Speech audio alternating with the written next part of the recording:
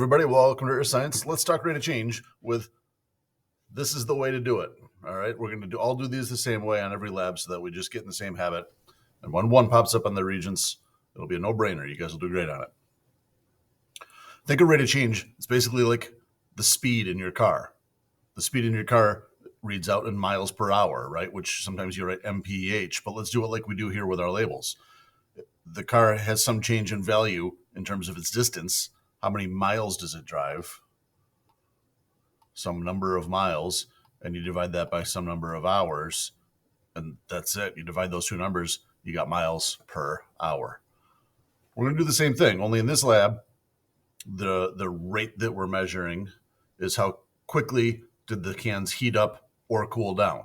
What is their rate of change in degrees per minute? So let's do it as an example. Let's make up that it went 22. It changed by 22 degrees Fahrenheit. Now let's bring up one idea about change here. All we need is the change in value. You don't need negatives here. This is the rate at which it heats or the rate at which it cools. You don't cool by it's not like cooling means that you're going with a negative rate of change in this instance. We're just going by straight up. How quickly was it changing? So kind of like absolute value, if you know what that means, or just ignore the negatives, or always subtract the larger number minus the smaller number. Either way, don't give me a negative up here. This can or this beaker changed by 22 degrees, and each segment of the lab took 15 minutes because you had 15 minutes with the lamp on and 15 minutes with the lamp off, right? That equals, you'll need a calculator, 22 over 15, like 1.46. Well, nearest tenth is usually good, so let's call it 1.5. 1.5. Now the label is sitting right there for you. And this is why I get antsy about everybody writing down their work, because it makes the labels much easier to do. Just copy exactly what it says. Degrees F per minute. Maybe you did degree C. If you did, that's fine. Just label that, right?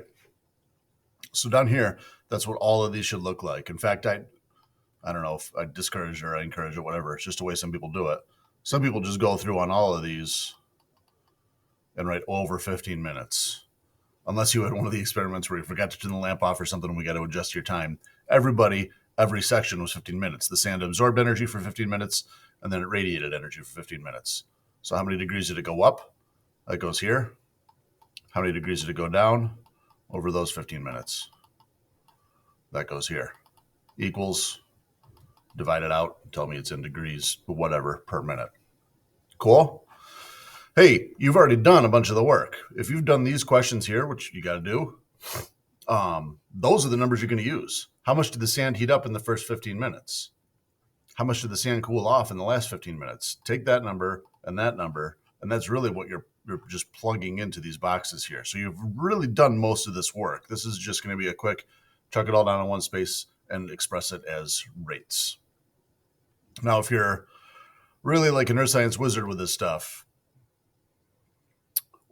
and you can really see graphs for what they are and see this division problem for what it is, when you calculate a rate of change, you're also calculating the slope of the line. It's the same exact thing. It's just like we did in gradient too. It's rise over run. How much do you go up and down? Divided by how much do you go distance-wise. It's what we're doing. Degrees F. How much did you go up and down in degrees Fahrenheit? That's what our y-axis was. Divided by time. How much did you go time-wise on our x-axis? That divided by that is exactly what we said slope was, and it's also exactly what rate of change is. So if I go back, like I know this was just a graph I invented, I threw on there, but the idea is that if I'm calculating here to here, the average slope between those two is also the rate of change. They're the same exact problem. Kind of neat, but also I guess a little extra. If that's confusing to you, this is what we really got to be able to do. And if you can do that on all of these, you're going to make it. All right, everybody. We will talk to you soon. Good luck with that.